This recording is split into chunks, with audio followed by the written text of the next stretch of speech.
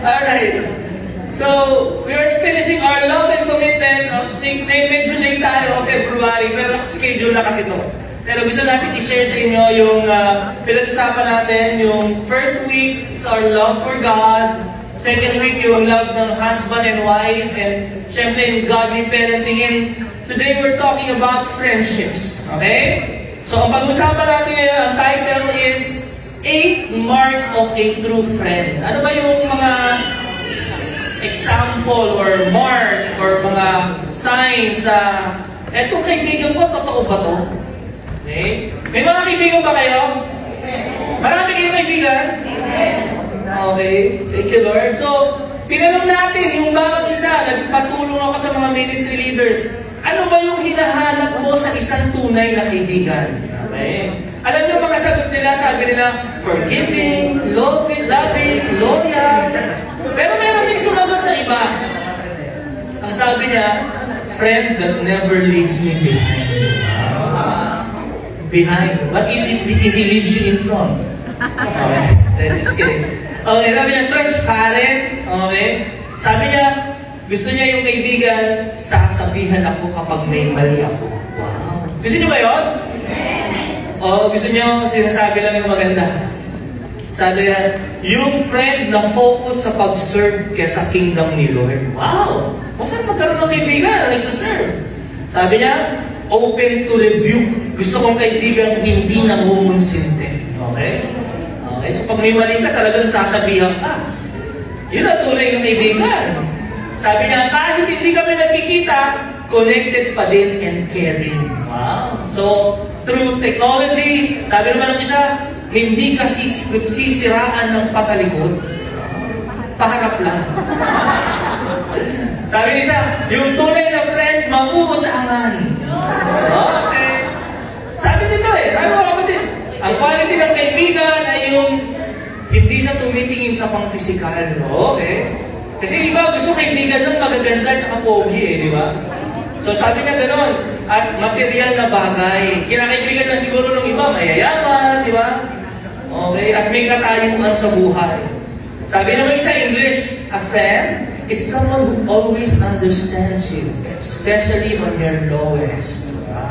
Pag down na down ka na, talagang nandun siya, di ba? Someone who believes in you and is always on your side. Ito sabi niya, a friend can keep a secret.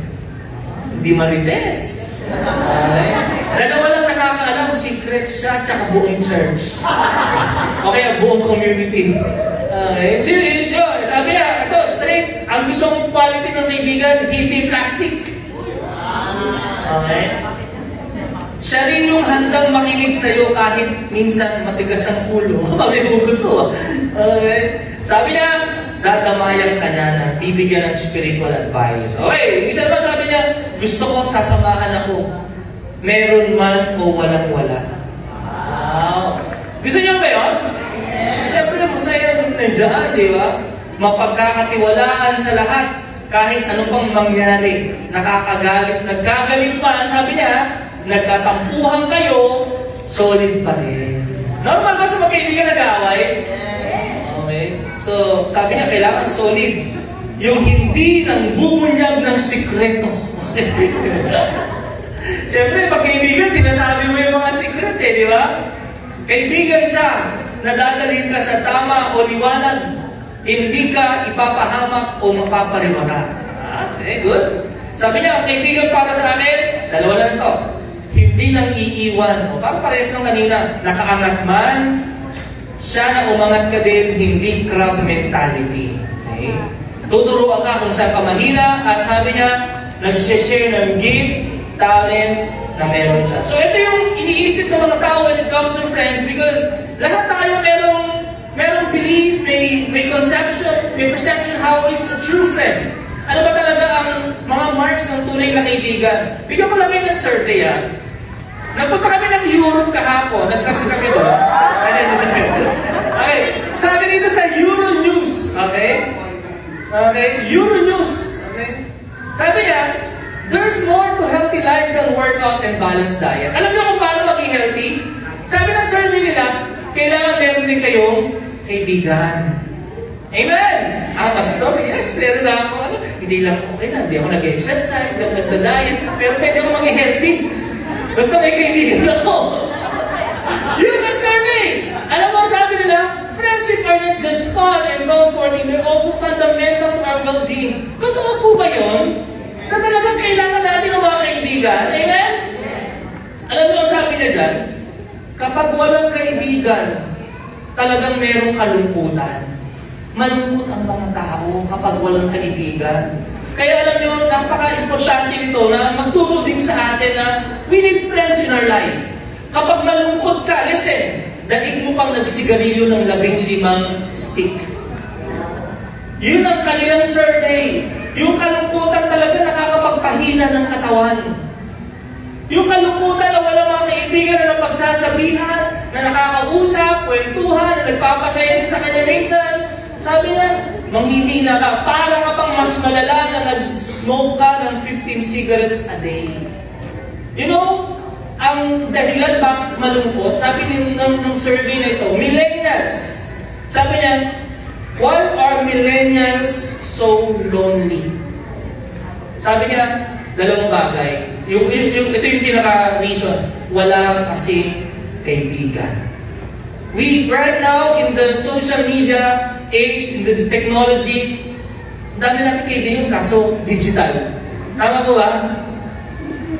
Ang dami mo nakakausap, kaso chat lang.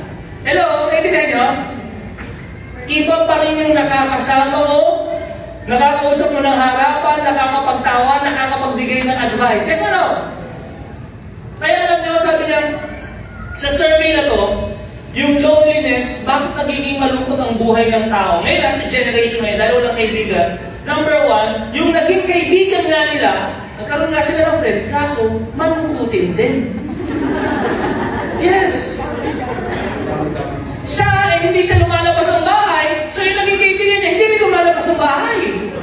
Siya, hindi siya makwento, malungkot siya, yung naging kaibigan, hindi rin makwento, so nagkakatingin na lang sila. Gawin mo yan, gagawin ko to. Pero magkaibigan tayo. Pangalawa, dahilan bakit malungkot ang tao is because of the technology. Dahil sa kakaselfon natin. Totoo yun. Ito ha, pag nalulungkot kayo, sa kayo pumupunta? Cellphone. Isn't that interesting? Because of yung technology, yung cellphone, the gadget that must unite us, mas mapabilis yung ating communication, is naging dahilan, napalayo pa tayo, hindi na nabuusap, wala nang kwentuhan. At pag nalungkot ka, saan kayo pupunta? Games. Saan kayo pupunta? Gadget, browsing. Tama po ba? Kaya lang talaga kailangan bumalik tayo. Let's go back. That God is, when He created people, when He created man, sabi niya, it is not good for man to be what? Alone. Hindi maganda sa taong nag-iisa. We need friends. Eh, tapikin mo lang yung katabi mo, sabi mo sa kanya, we need friends. Yes, we need friends. You and I, we need friends in our life. God has wired us when He created us throughout the scriptures. Makikita mo na si Jesus, He speaks of friendships. Amen! Pero mo yung hari, bumaba dito, at nakipagkaibigan siya. It is a powerful example na kailangan natin ng mga kaibigan sa ating buhay. Ito nga yung mga isang Greek. Yung aking lolo, sabi niya, friendship improves happiness and abates misery. Nakaka-improve ng masaya magkaroon ng kaibigan. Amen? By doubling of our joy and the dividing of our grief. The fact is, it's impossible to have more than a few close friends because true friendship takes time, attention, and commitment. Tandaan niyo yung sinabi niya, importante yun. Gusto niyo magkaroon ng kaibigan? Remember this truth. Hindi lahat pwede mong maging kaibigan. Meron lang iilan. Because it will take your time, attention, and your commitment. Amen? Kaya pag maraming nagsabi yung proverb, kapag kaibigan ka ng lahat, wala ka talagang kaibigan. Yes. May mga level ng friendship. Kasi baka akala mo, kaibigan mo ba talaga siya o hindi? Levels of friendship, ang unang level, pataas yan ha. Ang sabi ng dictionary about friendship, is a friend is the one who cherishes kind regard for another person, an intimate and trustworthy companion. Ang first level ng friendship, tingnan mo, baka hindi mo talaga friend to. Ang tawag lang sa kanya, acquaintance or kakilala. Baka kilala mo lang. Nakilala mo kasi parehas kayong bibili sa Pure. Hindi mo kaibigan yun, nakilala mo lang kasi ang tagal nyo. Ang tagal nung kasi bagal-bagal. Ano pangalan mo? Okay. Hindi mo kaibigan yun, tama ba?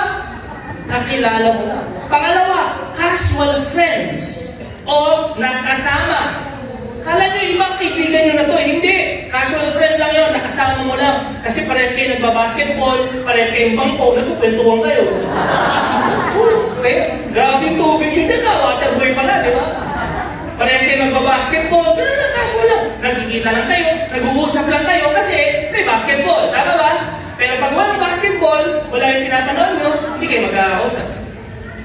That is just, nakasama mo lang. And let's grow from this. Kailangan mag-grow tayo dito. Ito na, close friend. Ito na yun. Ito yung malapit na kaibigan. These are the people who let you into your life and you give them some details of your life.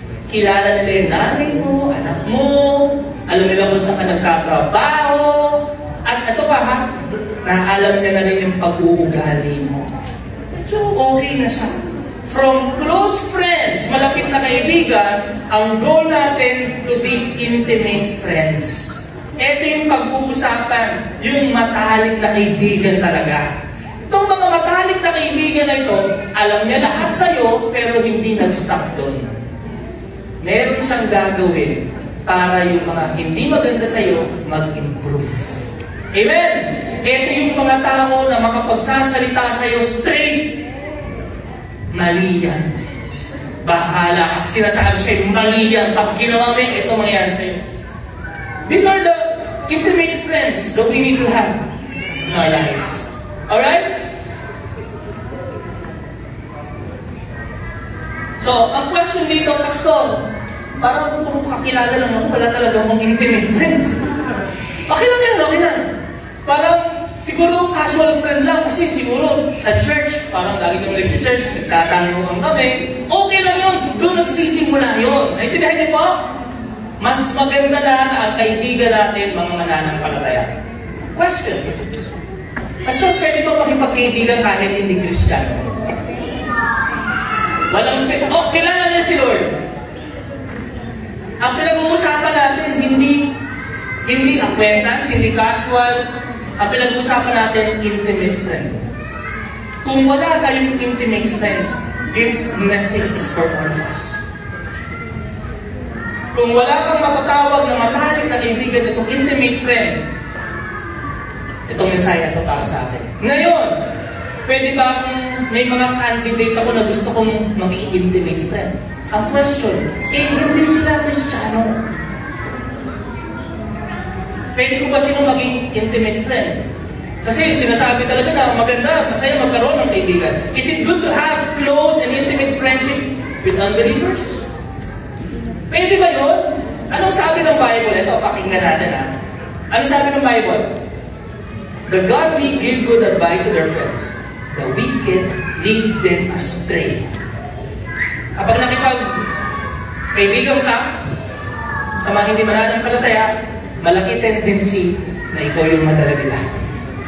Hello? Naintindihan mo? Pangalawa, escape quickly from the company of fools. Kapag nakipag-kaibigan ka, yung matalik na kaibigan ha, yung sabi ko ha, sabi niya, they're a waste of your time. And a waste of your sayang oras nila. Mga hangal. Patututunan mo rin paano maging hangal. Ano ba? Sabi ng Bible. Next mo. Don't hang out with angry people. So, bibigyan mo na kayo ng warning. Ito yung mga taong iiwasan nyo, napapasukin nyo sa buhay nyo. Yung mga madaling magalit. Sabi ng Bible yung mga mainitin ng ulo. Don't keep company with hotheads.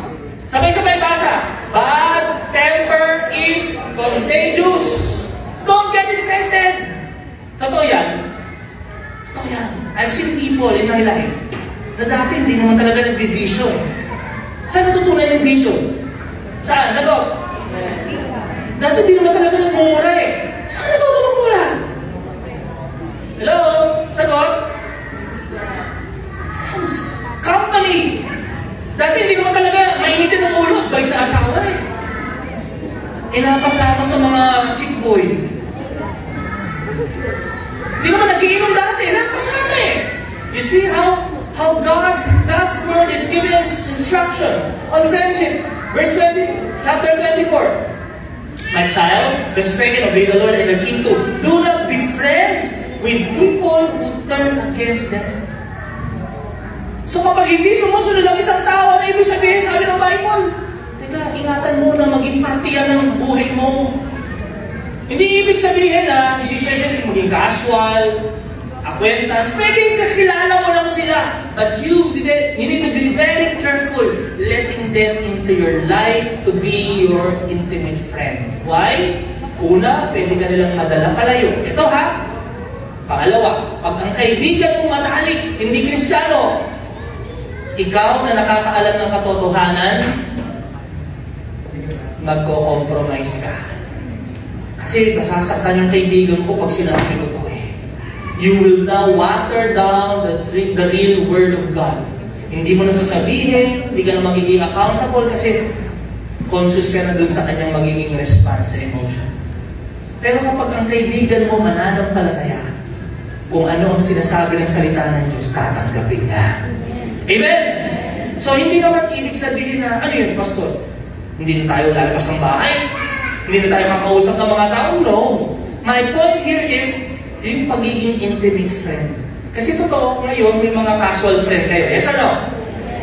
May mga acquaintance kayo. Yes? Ngayon, iba na kayo ngayon. Kilala mo yun? Yeah, acquaintance. Diba? Friend mo yun? Casual. Kilala ka lang dito. Casual. Magkasama kami sa parlor. Pero dito na yung pagkakaiba.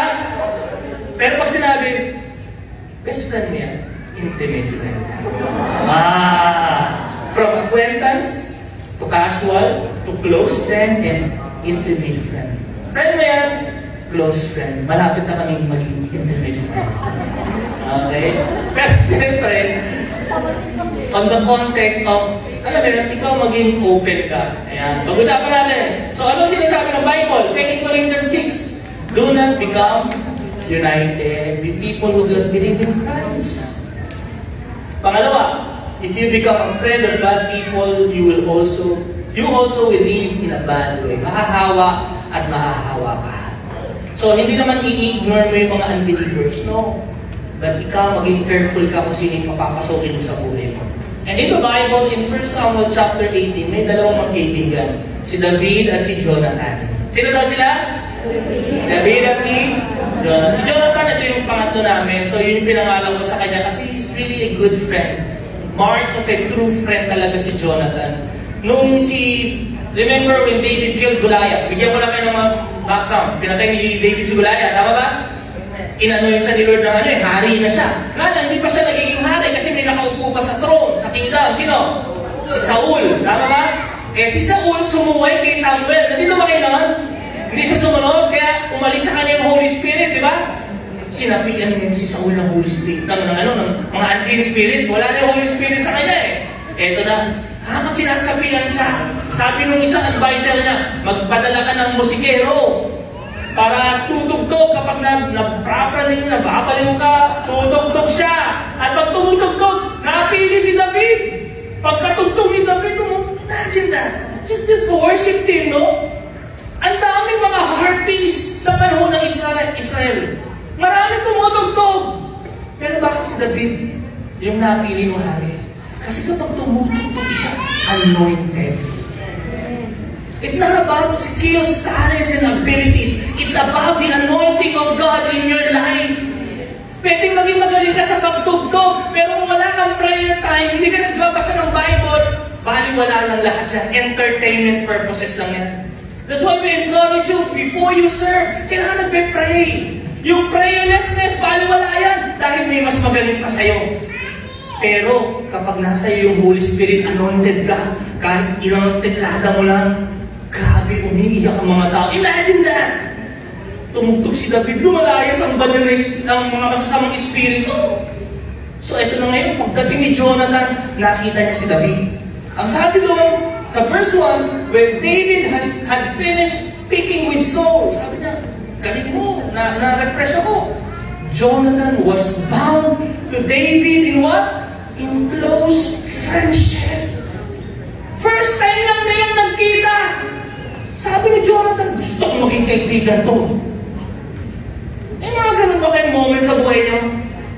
Nung nakita, gusto mong maging kaibigan niya. And love him as much as he loved himself. Yung kanilang spirit, yung kaluluwa nila, parang pinagtahi. You know why? Bakit gusto maging kaibigan ni Jonathan si David? Eh, first time niya lang nakita. Bakit? You know why? Sasagutin ko yung mamaya. But a question for you. What draws you? What kind of people are your soul attracted to? Sino yung mga tao na nagugustuhan mo? Na gusto mo maging kaibigan? What are the reasons why you want to be a friend with that person? Who are your friends right now? Maraming kasi na pwede maging dahilan eh. Galing mag-basketball. Eh kasi gusto ko rin maging magaling mag-basketball. Kakaibiganin ko to. O yung iba naman, pero siyempre hindi kayo to, ibang tao to. Malamang katabi nyo to. Eh gusto ko kaibigan to, nakakwetsi to eh. Para mayroon ako sasabayan lagi. Papasok ko sa office. Gusto ko na kaibigan to kasi mayaman to. Para hindi ko na po problemahin yung baon ko. Anyway, may mga makanya-kanya po tayong dahilan. You know why Jonathan's soul was needed, was bound to David? Alam niyo kung bakit gusto niya maging kaibigan? Because they have something similar. May pagkakaparehas sila. Alam niyo mo ano yun? He saw David. David was a man after God's own heart. Si David, nakita niya na piniplis niya si Lord sa lahat ng kanyang gagawin. Nakita niya kung paano tumugtog si David na ginagawa niya. Hindi para kay Saul, tumutugtog para kay Lord. Sabi niya, gusto ko itong maging kaibigan. You know why? Kasi si Jonathan ganun din. If you go back and read your Bible, dumating yung pagkakataon nito, meron yung verse. 1 Samuel 14. Sabi niya, sige, lusugin natin yan. Si Jonathan to, matapang si David, di ba? So nakita niya yung galing kay David, yung tapang, yung anointing kay David. Sabi niya, parang ako to, Parang parehas kami, Kasi alam mo, sumusugod din pa si Jonathan. Pero yung dalawa lang sila, susugod sila. Why? Sabi niya, for there is nothing to prevent the Lord from saving, whether by many or by few. So si David, di ba sinugod niya si Goliath? Si Jonathan ganun din. Matapang dito. Why? He wants to please the Lord. Nung nakita si David pleasing God, nung nakita niya si David, a man after God's own heart, honoring God with what he do, sabi niya, ako din, gusto ko rin yun. Kaya sabi doon, Jonathan's heart was bound to David in close friendship. Yun ang naging reason bakit gusto niya maging kaibigan si David. Ngayon, I'll ask you a very important question. Anong dahilan mo bakit gusto mo makipagkaibigan sa tao na yan? What is your reason? What attracts you? And I pray that it's a godly reason. Ito na, ginawa ni Jonathan in 1 Samuel 18, sabi niya, so to David, hindi na pinauwi si David. Sabi niya, dito ka na lang tumira. Then Jonathan made a covenant. Can you say that? Covenant. Sabi natin, covenant. With David because he loved him as himself. Alam niyo yung covenant? It comes from the word fetter. Alam niyo, napapanood nyo na yung mga pinapanish sa prison, yung kahoy, may butas yun, lalagay yung paa doon, tama? Tapos, hindi makakawala. Yung isa, dalawa sila doon. Kung saan sila pumunta, dadalhin sila doon. Naintindihan niyo ba yun? Yun yung fetter. So, ibig sabihin, kahit nasa pumunta si David, kahit sa nagpunta si Jonathan, nandun, pareha sila, nagpapatuloy. Amen? So, kahit sa ka pumunta, dito ka. O sige, doon din ako. Isa na tayo ngayon. Parang sa mundo tawag yan, isa na tayo ng bituka. Mga kapagang. Okay, sino yung kapagang mo? Sino yung isa ng bituka mo? Yun. Okay, naintindihan niyo ba? So, what are the true marks of a friend? Meron tayong mga sermon notes dyan. Yung mga papel. Kapaka-importante yan. Meron kayong susulatan. Number 1, bilis na to. A true friend is loyal. Can we say that loyal? Loyal. Bakit loyal? Sabi nito, there is a true loving friend who is reliable, sticks closer than a brother. What does it mean when we say loyal? Yun nga yung may covenant. May covenant. Kahit saan ka magpunta, yung sinasabi ng mga kapatid natin, nandun ka sa mababang level ng buhay mo, inaangat ka ni Lord, kasama mo siya. Amen! Kapag may ganun kang kaibigan, true friend yun.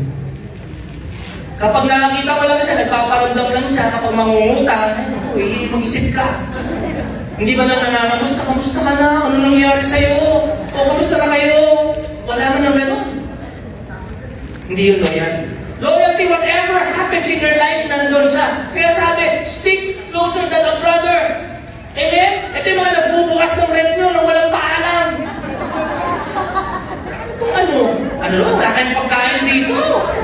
Yung papasok ng kwarto na, biglang hihigang gano'n, no? Pag sa pawis.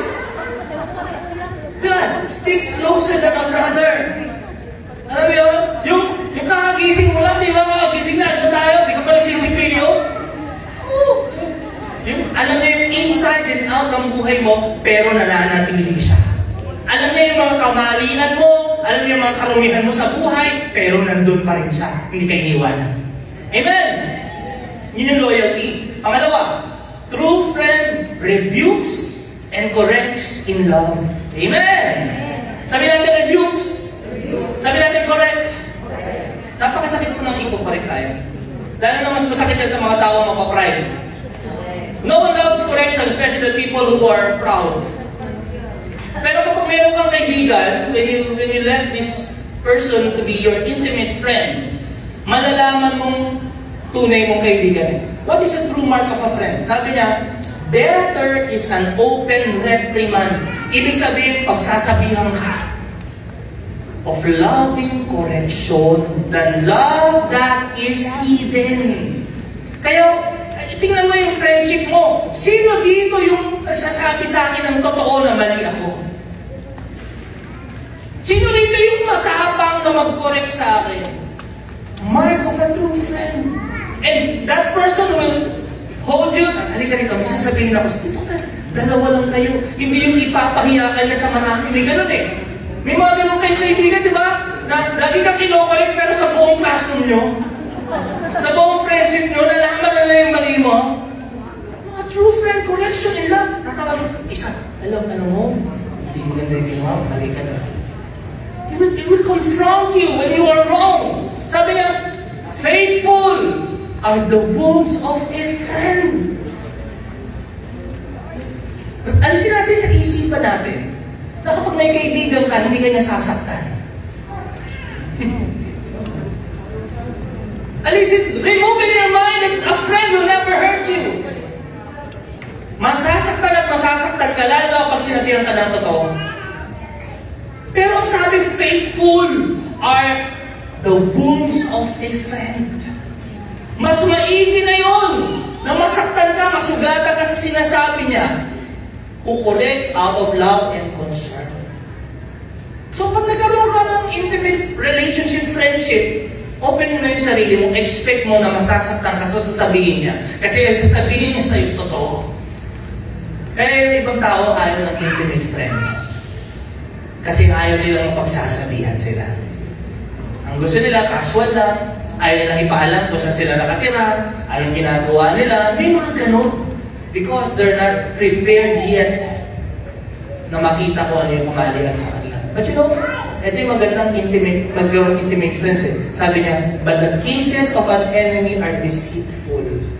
Mag-ingat kayo kapag pinagsasabihan kayo ng mga magagandang bagay. Bago yung damit mo grabe, bless na bless ka.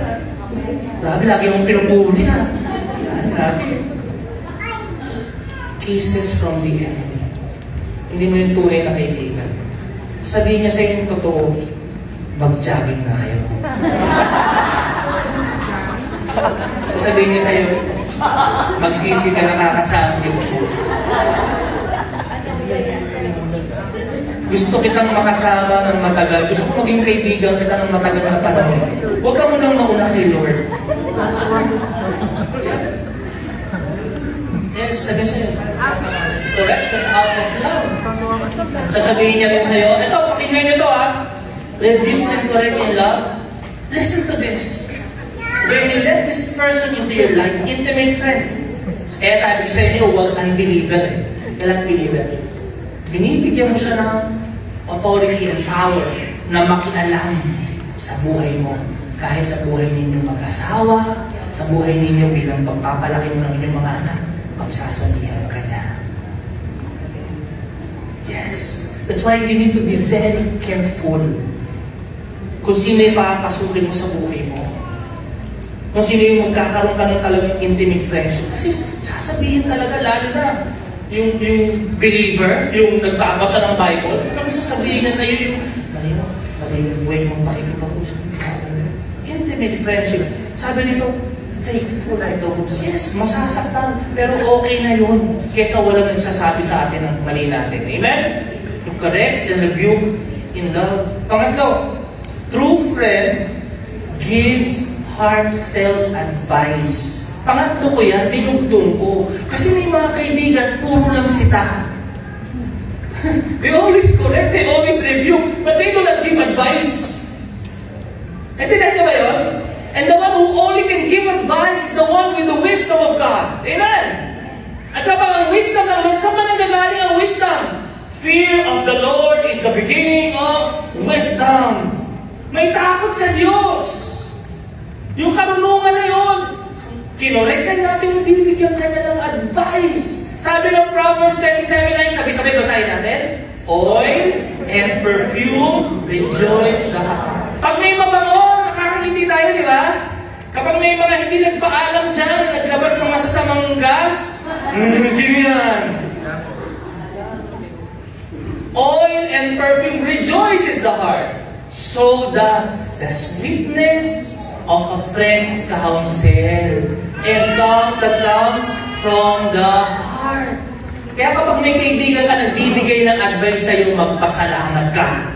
Kapag may kaibigan ka, nagko-correct sa'yo, mag-thank you ka. Kasi yun ay tulad ng langis at ng perfume. Alam niyo ba, yung oil and perfume in their time, isa sa mga pinakamahal na mga gamit yan. Oil and perfume, royalty yan. Sa Proverbs, King Solomon, yung oil, yung perfume, hindi yan laging meron sa labas.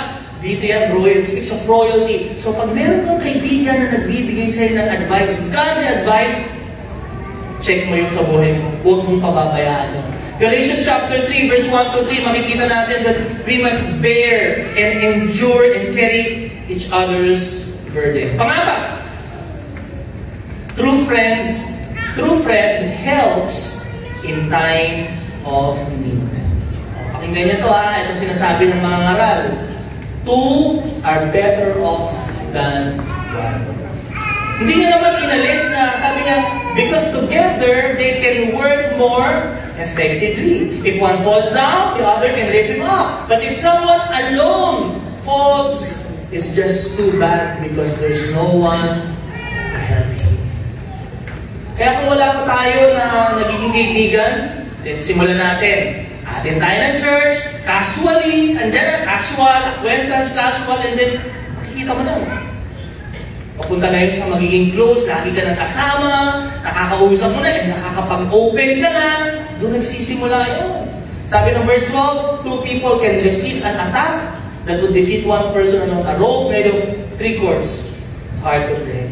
Panglima, true friend is trustworthy. Kaya alam niyo naman yan eh. Self-explanatory yan eh. Kakatiwala.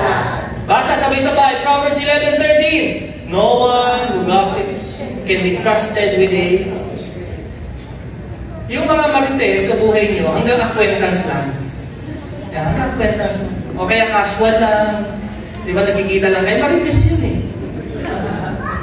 Pag pinapasok mo yun, ginawa mong intimate friend, ready ka na. Buong village nyo, alam na lahat. Kaya ka na, sabi niya, you can put confidence in someone who is trustworthy. Pag may sinabi ka, meron sana akong i-open sa'yo. If that person keeps it a secret, na pagkakatiwalaan mo, especially those sensitive areas, personal life mo, sinasabi mo, sa buhay ng mag-asawa, siya lang nakakaalam at ikaw, kailangan, sino rin ko mag-agree ka na may mga issue sa buhay natin na kailangan may pinagsasabihan tayo? Tama ba? Kasi pag ikaw lang, bigat eh. Mga sikreto, ang bigat, hanggang kailan mo itatago. Malalaman at malalaman. You know yung mga gossipers, pero hindi kayo to, ha? Sabi mo sa kanya mo, hindi ikaw to. Binago na tayo ni Lord. Kanina lang, okay? Sabi, Proverbs 16:28, let's read. Troublemaker starts fights. Sabay-sabay, gossips. Ano sumisira sa magandang relasyon? Napaka-ano na ano. Bakit nga ba ang daming mga tao gusto chismis? It comes from the deception of the enemy if you go back in the Old Testament at the creation. You will have the knowledge of what is good and evil. Pag kinain mo yun. Kaya ang daming tao gusto ng knowledge. Saan ba napalaya? Saan bang dahilan? Bakit napalaya si Adan at si Eva? Because they eat from the fruit that gives the knowledge of good chismis. Gustong alam lang. Knowledge ang sarap sa paningin, ang sarap kainin. Maaaring tayo itong gossiper na to. Pero hindi pa nahuhuli ang lahat. Kaya tayong baguhin ng Panginoon. Amen? Maaaring kaya ayaw nilang makipagkaibigan, wala kang friend kasi ikaw yung gossiper. Tingin kayo lahat dito, okay tamoy sa katabi nyo. Kaya wala kang nagiging kaibigan kasi ikaw yung... Sa tulong ng Diyos, makapaguhin niya tayo. Amen? Pangalim, true friend sharpens. Ay, nakasa. Ay, sabi na sa Proverbs 37:17, you steal to sharpen steel. One friend sharpens another. As man sharpens man, iron sharpens iron. Evaluate your friendship. Ang tagal ko ng friend nito, 5 taon na kami kaibigan. Ano ba nangyari sa buhay namin parehas? Nag-improve ba ako? Nakakasaba ako? May mga natutunan ba ako sa kanya? O nalaman ko lang lahat ng masasarap na kainan? O yung mga masarap puntahan ng mga mall? Did you grow in your friendship? In your relationship, meron bang growth na nakita sa'yo? Kaya alam nyo, minsan yung mga asawa natin, mga magulang natin, ayaw tayo sumasama sa mga kaibigan natin eh. Kasi walang nangyari, papasama. Hello? Nandiyan pa ba kayo? Tingnan mo, simulan sumama ako nito. Mayroon ba nag-grow sa akin? Kung wala, 10 years, 5 years, 10 years, walang nangyari sa'yo. It's time to reevaluate your relationship. Ang magandang balita, when you let go of old friends, God will give you new friends. Yeah. Amen. God will give you better friends. Yeah. At purihin ng Panginoon, dahil mga kaibigan ko dito, kayo naging kaibigan ko sa church, nakita ko umayos din ang buhay ninyo. Napaganda ang buhay natin sa Panginoon. Amen. Because one friend sharpens another. Ephesians 4:29. Basa. Do not let unwholesome, foul, profane, wordless, vulgar words ever come out of your mouth, but only such speech as is good for building up others. May mga kaibigan ba kayong gano'n? Kapag lagi mong kasama, parang binuhat mo yung mundo pagkatapos yung mag-usap. Kasi lahat ng problema nilang talagang pumunta na sa'yo? Di ba? Mahihiram ka lang naman ng plancha. Pero ng plancha. Tapos sinabi mo dito, anong ginawa sa akin? Nung 25 years ago, nung 10 years ago, lahat ng nakaraan. Hindi ka na-build up, hindi ka na-encourage, nakaka-discourage.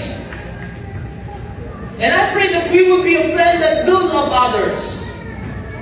Napaka-importante nun. According to the need and occasion, so that it will be a blessing to those who hear you speak. That's 2. True friend shows love no matter what. Amen! Mahal ka kahit ano nangyayari sa'yo. Pero hindi ibig sabihin na mahal ka, ipababayaan ka na lang gumawa ng masama. Hello? Mahal ka kaya ka pinagsasabihan. No matter what. Alam niya masasaktan ka pero sasabihin niya pa rin sa'yo kasi yun yung totoo. Alam niya mahihirapan ka tanggapin pero sasabihin niya sa'yo kasi kailangan mong marinig. Amen! Sabi ng Bible, friend loves at all times.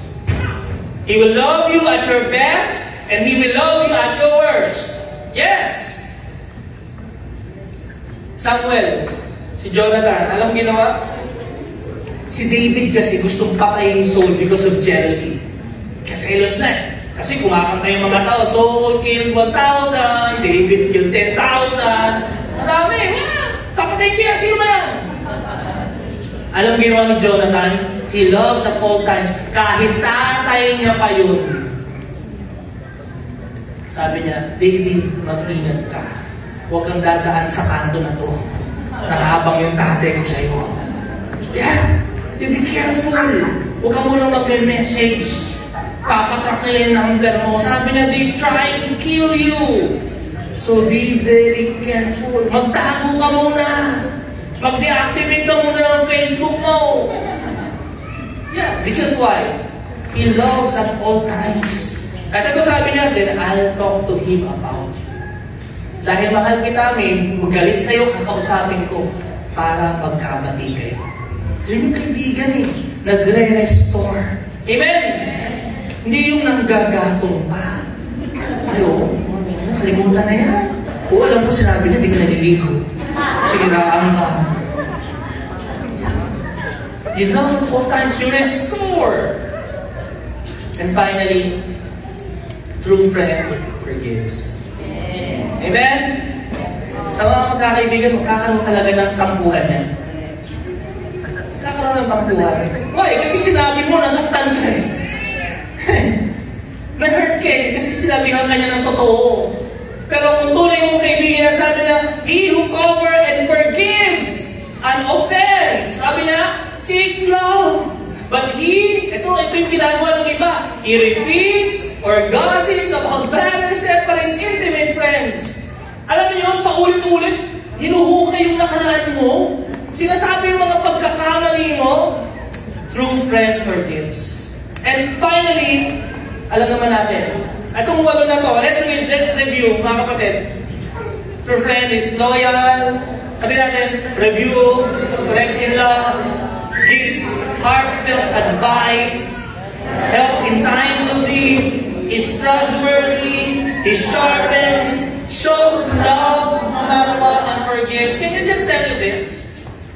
Huwag mong hanapin yan sa tao. Kasi, on our own, mahirap. Lahat ng ito, mahahanap mo yan kay Kristo. He is so loyal to us. Alam na lahat ng karumihan natin, kahinaan natin, pero kaibigan pa rin natin siya. Hindi niya tayo iwanan. He rebukes us. He corrects us. Jesus gives us advice through His Word. He always helps us in times of need. Mapagkakatiwalaan ng Panginoon Jesus natin. Amen. Kapag nanatili ka sa Lord, maglalago ka, magiging mabunga ka, and He shows love no matter what. Yes, we fail. We have shortcomings, but Jesus is our true friend who forgives. Amen. Yung iba sa atin, nasa atin na si Lord eh. And can I just challenge you on this? Huwag mo hanapin na gusto kong magkaroon ng intimate friends. Ibahin natin yung approach. Let us be that intimate friend. Na tayo, maging loyal tayo. sa mga tao, sa mga kaibigan, rebuke, yes, gawin natin tayo ito, maging tayo ito. At kapag naging tayo ito sa ibang tao, makikita mo, ma-attract mo, parehas mo. Kaya ang sabi doon sa Bible, when he saw David, Jonathan was bound up in his heart through close friendship. Darating ang panahon, bibigay mo sa atin ng Panginoon. Amen? Palakpakan natin ang Diyos sa buhay. Ngayon na po tayo. Praise the Lord. Praise the Lord. John chapter 15 in verse 13. Salamat Lord for friendship that you are offering to us. Basahin na natin to finish the verse. Sabi niya, greater love has no one than this, to lay down one's life for one's friends.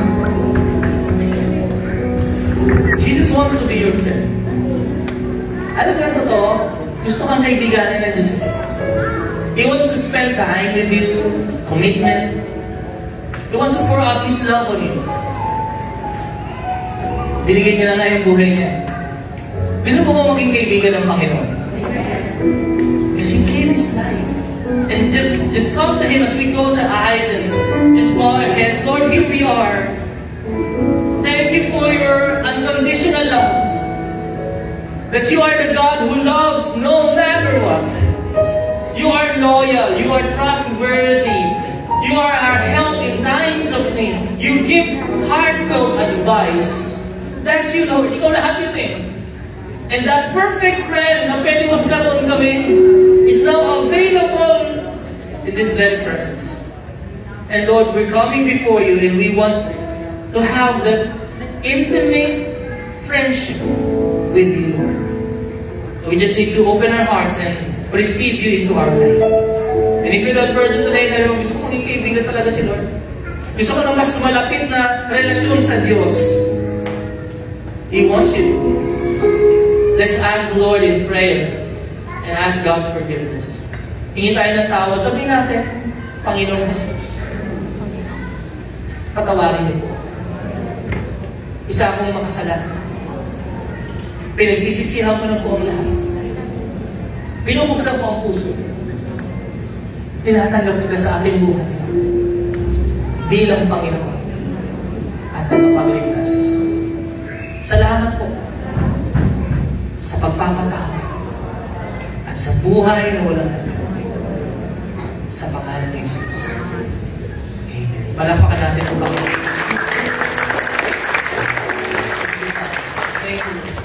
Thank you, Jesus. And for our sacrificial seeds.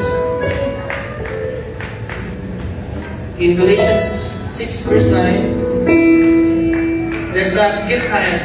Alam mo, doon sa testimony kanina, I was one of the witness. Na-witness ko yung challenges nila. Sino rito, na-witness mo yung apat sila doon sa motor? Kaya yun? Alam mo, minsan tayo, helpless naman tayo na paano natin gagawa, pero we can pray for them. Yes or no? But isa sa mga lesson na tutulong ko doon, huwag titigil sa paggawa ng mabuti.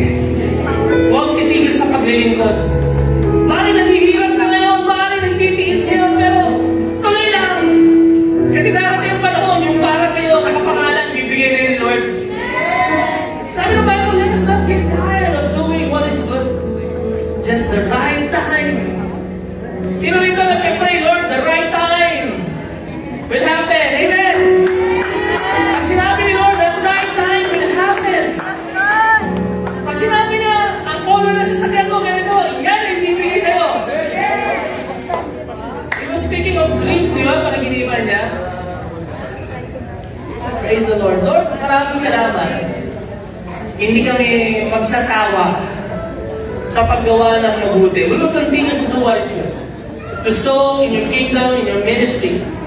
At Lord, maraming salamat sapagkat mapagkakatiwalaan ang mga pangako mo. Maraming salamat sapagkat kapag sinabi mo, gagawin mo. Ang kailangan lang namin gawin, maghintay, magpatuloy at manatili sa iyo. Kaya Panginoon, tanggapin mo po, pagpalayan ng mga binhi ito. Ikaw ang magbibigay ng masaganang pagpapala sa amin. aani kami kung hindi kami magsasawa. And Lord, we declare the right time, we will reap a harvest of blessing. Thank you, God, and we receive it. In Jesus' name we pray.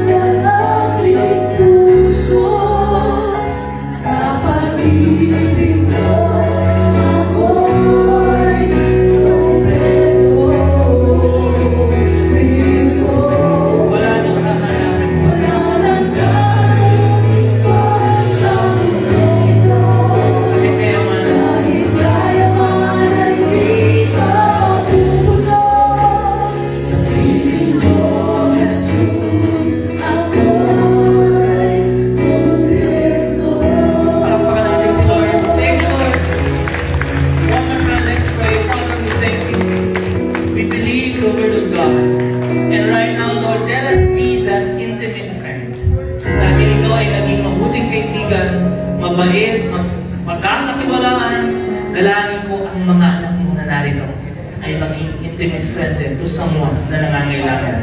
Kaya Panginoon, maraming salamat sa mga salita. Makikita sa amin ang mga pagbabago, pagpapalayan mo ang aming buong linggo. Maraming salamat, Lord. Tinatanggap namin to sa pangalan ni Jesus. Amen. Salamat sa Diyos. Nag-pray po ba kayo kanina? Did you ask God's forgiveness? Ang magandang balita, friend na tayo ni Lord. Hindi na tayo friend, we are children of the Most High God. Amen? Kaya sabay-sabay tayo, sabihin natin, I am a child of the Most High God. I am blessed. I am full of wisdom, full of power, full of potential. I can do all things